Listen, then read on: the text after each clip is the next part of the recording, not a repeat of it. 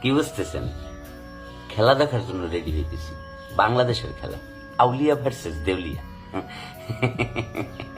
আমরা নির্লজ্জ, বেহাইয়া, বেশরম, আমাদের লাজ, লজ্জা, আক্কেল, আয়া, পর্দা, বেলাউজ, ছায়া, পেটিকুট কিচ্ছু নাই।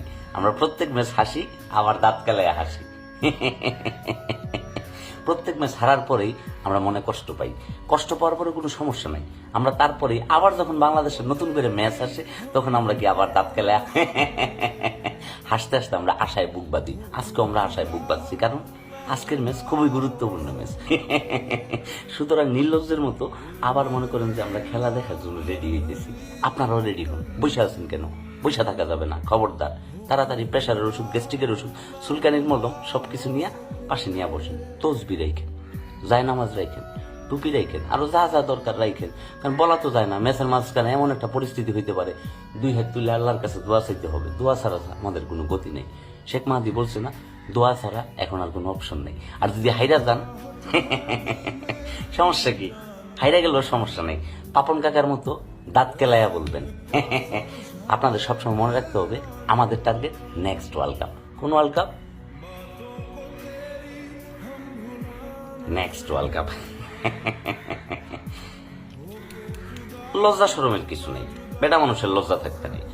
অবশ্য বেটি মানুষেরও লজ্জা চলে গেছে, যারা বাংলাদেশের ক্রিকেটের ফ্যান, তাদেরও লজ্জা নেই। সুতরাং তাড়াতাড়ি করে রেডি হন, ঠিক আছে? বাংলাদেশের খেলা বললে কথা। আমরা এরকমই, আমরা হারি, বারবার হারি, কিন্তু তারপর আমরা নির্লজ্জের মতো টিভির সামনে বসি, মোবাইলের সামনে বসি, ল্যাপটপের সামনে বসি, দোকানের সামনে বসে, লেট ক্যামেরা বসে বাংলাদেশের খেলা দেখি। সাইড মারলে হাততালি দিই, ওই ফাঁকে আবার একটু প্রস্রাব ধরলে প্রস্রাব করতে যাই, আইসা দেখেছি কি আমাদের সব উইকেট পড়ে গেছে।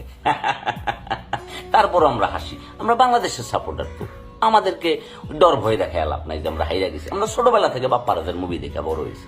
বাপ্পারাজ কত মুভিতে নায়িকারে সময় দিয়েছে, নায়িকারে খেলা শিখাইছে, নায়িকারে স্কুলে নিয়ে গেছে, নায়িকারে প্রাইভেটে নিয়ে গেছে, গুন্ডার হাত থেকে নায়িকারে বাঁচাইছে। কিন্তু দিন শেষে বাপ্পারাজ এসে দেখলো নায়িকারে লেগে গেছে গণ্যকু। তো এরকম আমরা খেলতে যাই, সবার শেষে লিস্ট দেই, সবার আগে বাড়িতে চলে আসি। মাঝখান দিয়ে অন্য কেউ খেলে ট্রফি নিয়ে, যারা আমরা দাঁত কেলায় আসি। আমরা নির্লজ্জ না, আমরা তো নির্লজ্জ। ভাল লাগতেছে না? আপনারাও রেডি হন, দ্রুত রেডি হন। কথাবার্তা কম, কথা কম, রেডি হন।